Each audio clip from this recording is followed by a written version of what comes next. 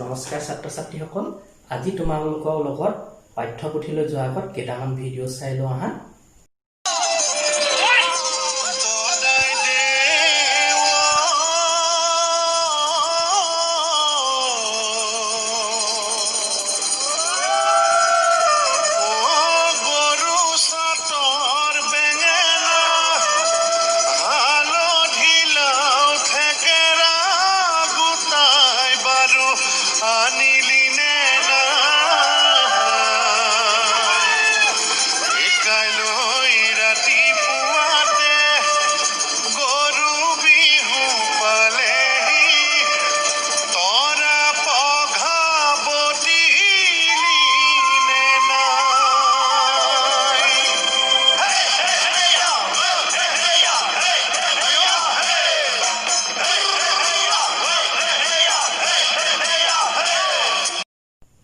তোমালোকে ভিডিঅ'টো চাই গম পালা এটো কিহৰ ভিডিঅ' বিহু ভিডিঅ'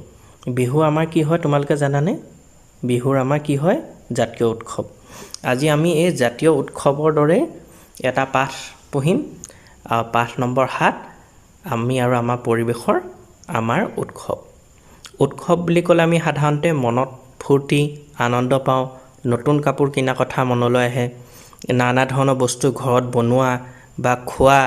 এইবোৰ বস্তু আহে ফটকা ফুটোৱা পেপা বজোৱা ঢোল বজোৱা নচা গান গোৱা এইবোৰ কথা উৎসৱ বুলি ক'লে আমাৰ মনলৈ আহে প্ৰথমতে তোমালোকৰ ভিডিঅ'ত মই যি দেখুৱালো এটো হ'ল বহাগ বিহু উৎসৱ বহাগ বিহু চতৰ সংক্ৰান্তিৰ দিনাৰ পৰা আৰম্ভ হয় গৰু বিহু আৰু মানুহৰ বিহু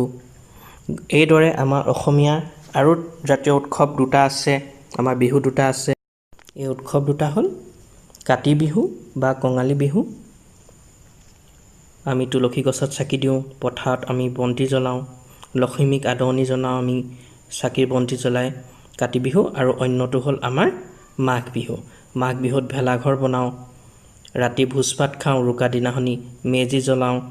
অগ্নিক প্ৰণাম কৰোঁ মহৰ যুঁজ কুকুৰা যুঁজ এইবোৰ হ'ল আমাৰ জাতীয় উৎসৱ বিহুৰ উদাহৰণ আমাৰ অসমীয়া মানুহৰ যেনেকৈ জাতীয় উৎসৱ আছে তেনেদৰে বেলেগ বেলেগ সম্প্ৰদায়ৰ মানুহৰ বেলেগ বেলেগ জাতীয় উৎসৱ আছে বেলেগ বেলেগ মানুহৰ ধৰি লোৱা তোমালোকে ঈদত বন্ধ পাইছা তোমালোকে আৰু মই কেইখনমান তোমালোকক উৎসৱৰ ফটো দেখুৱাইছোঁ চোৱাচোন তোমালোকে তলত ইছলাম ধৰ্মাৱলম্বী উৎসৱ ঈদৰ ফটো দেখুৱাইছোঁ নামাজ পঢ়ি থকা আৰু বৰদিন খ্ৰীষ্টান ধৰ্মৰ উৎসৱ দেখুৱাইছোঁ এইবোৰ হ'ল আমাৰ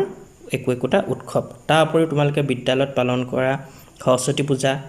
উৎসৱ ৰাখী বন্ধন উৎসৱ এইবোৰ হ'ল একোটা উৎসৱ আৰু কিছুমান আমাৰ অসমত পালন কৰা উৎসৱ আছে মই তোমালোকক ফটোত দেখুৱাইছোঁ বড়ো সমাজে পালন কৰা বাথৌ পূজা উৎসৱ আৰু সোঁফালৰ ওপৰত দেখুৱাইছোঁ মই তোমালোকক মিচিং সমাজে পালন কৰা লিগাং আলি লিগাং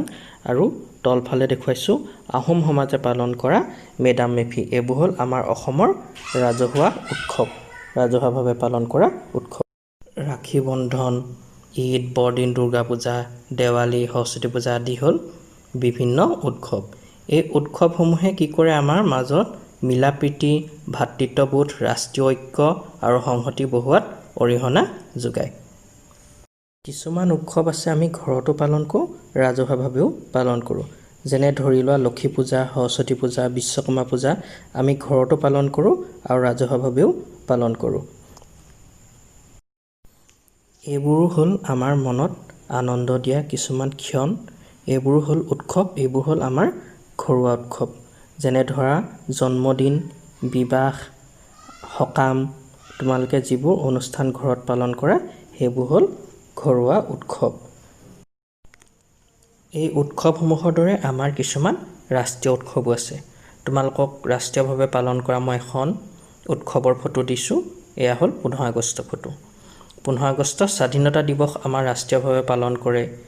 26 জানুৱাৰী গণতন্ত্ৰ দিৱস ৰাষ্ট্ৰীয়ভাৱে পালন কৰা উৎসৱ গান্ধী জয়ন্তী তোমালোকৰ ৰাষ্ট্ৰীয়ভাৱে পালন কৰা উৎসৱ এই উৎসৱসমূহৰ দৰে আমাৰ অন্যান্য ৰাজ্যত পালন কৰা কেইখনমান উৎসৱ মই তোমালোকক দেখুৱাইছোঁ আমাৰ অসমৰ জাতীয় উৎসৱ বিহুৰ দৰে বিভিন্ন ৰাজ্যত জাতীয় উৎসৱসমূহ বেলেগ বেলেগ হয় কেৰালা জাতীয় উৎসৱ হ'ল ওনাম তামিলনাডু পোংগল উৰিষ্যাত পুহ সংক্ৰান্তি, পঞ্জাৱত বৈশাখী, বিহাৰত ছট পূজা, মহাৰাষ্ট্ৰত গণেশ চতুৰ্দশী হ'ল তেওঁলোকৰ উৎসৱ। ইমানতে সামৰিছোঁ। তোমালোকক মই এটি ঘৰৰ কাম দিওঁ, গৃহকৰ্ম। স্ক্ৰীণত তোমালোকে দেখা পাবা। যোৱা 6 মাহত তোমালোকে ঘৰত কি কি উৎসৱ পালন কৰিলা, জন্মদিন, বিয়া, সভা, ঘৰুৱা উৎসৱ কি কি পালন কৰিলা আৰু ৰাজহুৱা উৎসৱ কি কি পালন কৰিলা, এখন তালিকা প্ৰস্তুত কৰি উলিওৱা।